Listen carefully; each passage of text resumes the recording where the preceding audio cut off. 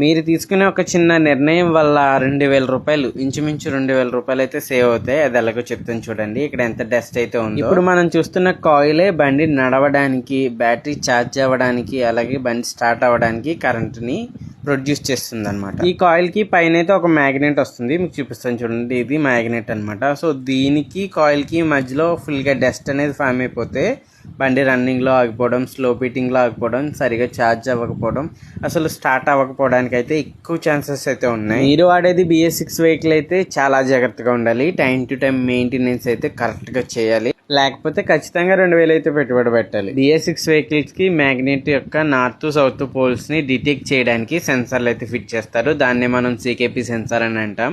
So ఆ censor కి సంబంధించిన చాక్ అనమాట ఇది. మీకు ఒకసారి CKP సెన్సార్ చూపిస్తాను. మన BS6 యాక్టివా సైలెంట్ గా స్టార్ట్ అవుతుంది అంటే దానికి కారణం ఈ CKP సెన్సరే. సో చూసారు కదా, దీని నిండా డస్ట్ అయితే పట్టేసింది. మనమైతే ఇప్పుడు కొత్తది వేస్తాం. దీని కంప్లైంట్ వచ్చేసరికి డేలో మనం ఒక 20 సార్లు సెల్ఫ్ కొడితే ఒక 10 సార్లు అవుతుంది, ఒక 10 సార్లు అవ్వదు అనమాట. సో ఈ సెన్సార్ కంప్లైంట్ వస్తే సెల్ఫ్ కంప్లైంట్ ఖచ్చితంగా వస్తుంది. అలాగే రన్నింగ్లో కూడా ఫాస్ట్గా వెళ్ళేటప్పుడు ఆగిపోవడం, పక్కన పెట్టినప్పుడు మళ్ళీ త్వరగా స్టార్ట్ అవ్వకపోవడం చాలా ఇబ్బంది పెడుతూ ఉంటుంది. బండికి ఫుల్ ఫ్లెడ్జ్డ్గా కరెంట్ని సప్లై చేయాలంటే కాయిల్ బేస్ అయితే ఖచ్చితంగా ఇలా అయితే ఉండాలి.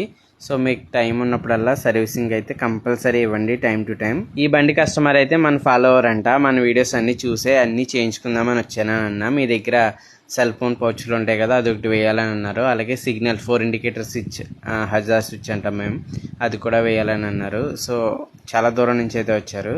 థ్యాంక్ యూ సో మచ్ అన్న. మీకు ఎలాంటి కంప్లైంట్లు ఎదురైతే కనుక ఖచ్చితంగా నన్ను గుర్తు చేసుకోండి. నా కాంటాక్ట్ నెంబర్ అయితే స్క్రీన్ మీద ఇస్తాను, కాంటాక్ట్ అయిపోయింది. ఇలాంటి మరెన్నో టెక్నికల్ వీడియోస్ కోసం అయితే నా ఛానల్ని ఫాలో చేయండి. మళ్ళీ కలుద్దాం. జై శ్రీరామ్.